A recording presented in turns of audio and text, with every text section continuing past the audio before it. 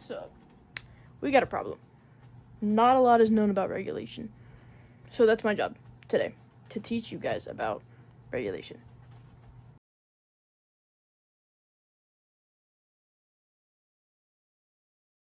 So, Vivo is my Goliath. That's the big company. It was founded in 2009 as a combatant to YouTube because YouTube was releasing music videos. Vivo wanted to do the same. And Vivo was created to provide higher quality music videos and to be more artist friendly than YouTube. So that's why it's a combatant.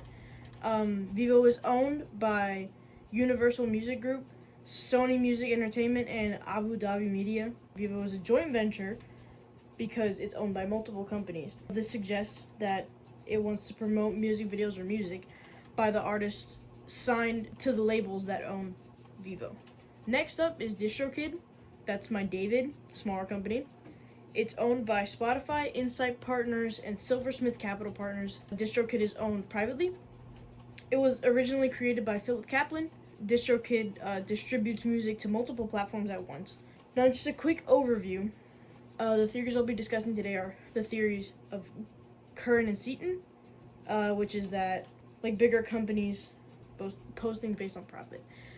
So Curran and Seaton, Livingstone and Lunt, which is regulators' struggle between protecting people from harm and giving them freedom, and Dan Gilmour's theory of user-generated content, which is that user-generated content challenges big media. So,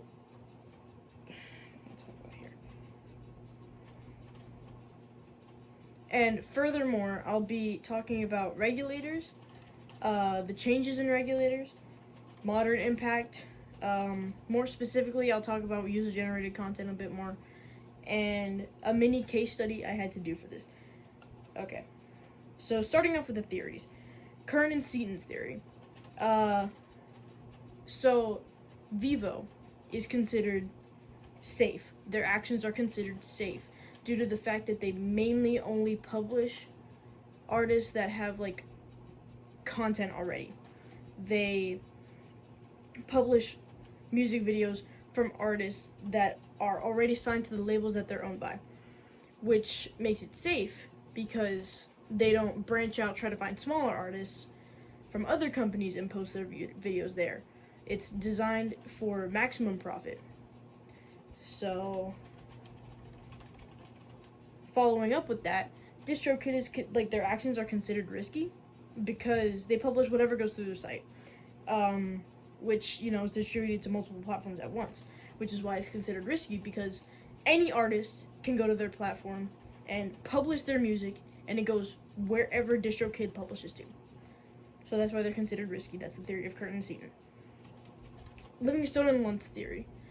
Global reach, obviously, makes regulation harder.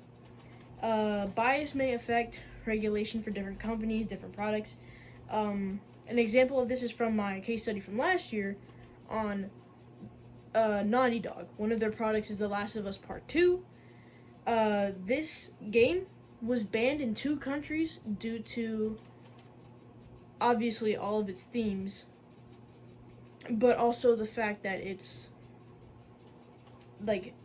includes LGBTQ plus themes, and the 2 countries that have banned the game are not LGBTQ plus friendly. Building onto this, protecting from harm kind of limits companies' reach. So, for both companies, it applies. And lastly, Dan Gilmour's theory on user-generated content. My options were if it builds a community more or if it challenges it more. And frankly, user-generated content mainly challenges Vivo because, it's kind of like I have a little formula for it. Original creators leads to creativity,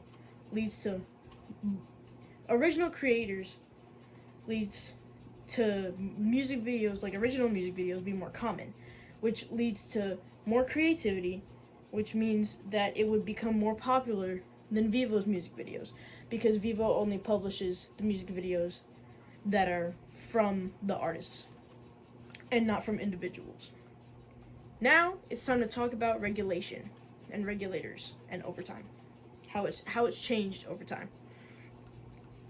So I'd like to begin with talking about the regulators today. Those are the FCC. You've probably heard about it in Eminem's song "Without Me." They won't leave him be. The Parental Advisory Label, also known as PAL.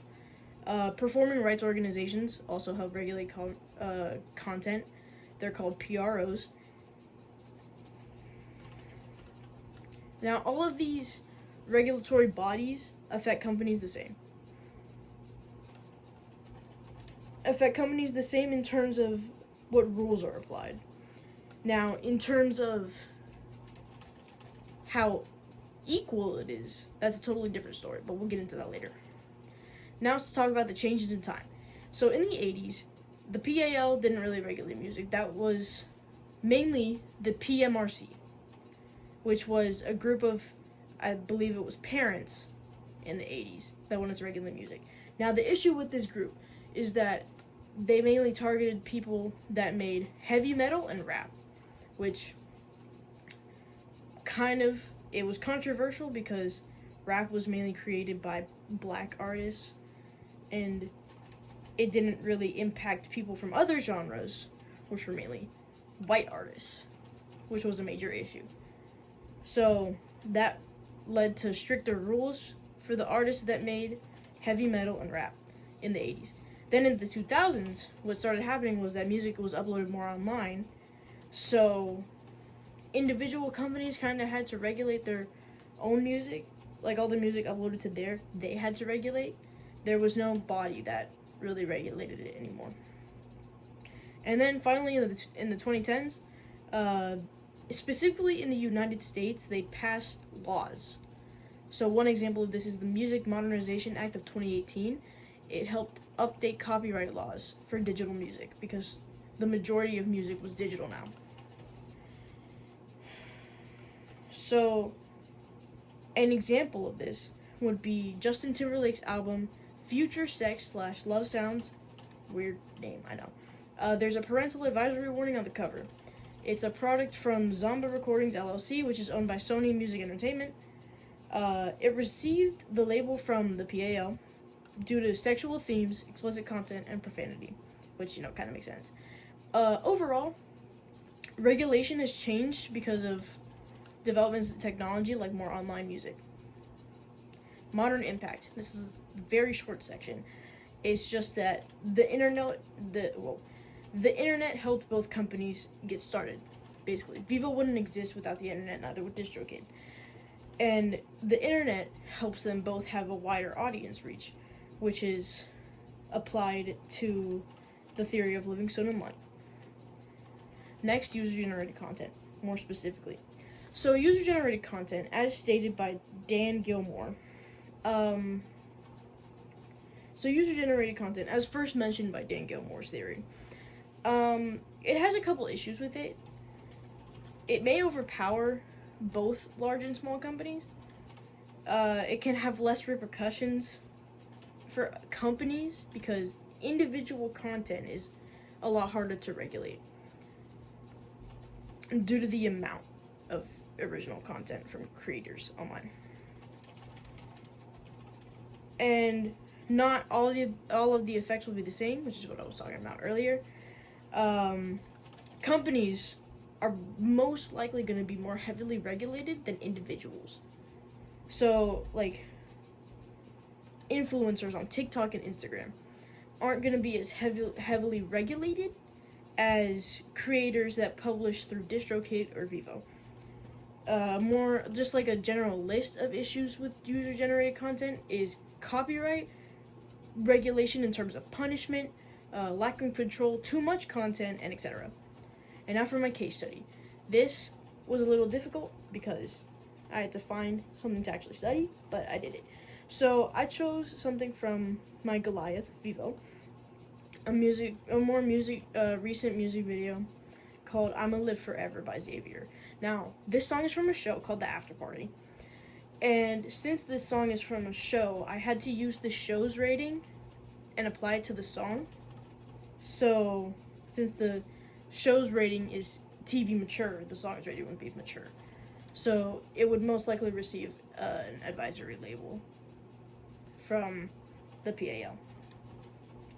Now, regarding controversy, there's not really a lot because the show already has explicit themes, and that's shown by the rating. So there's not a lot of controversy there. The people that helped produce this music video were Sony Pictures Television Incorporated, Milan Records, and Apple TV Plus. I believe Apple TV Plus is where the show is published. The rating wasn't affected by the companies just because the companies, like, prominence didn't really affect the rating. Thank you for watching. I hope this was kind of helpful. It was a lot of information, but you could just watch back. And I hope you have a good day. Goodbye.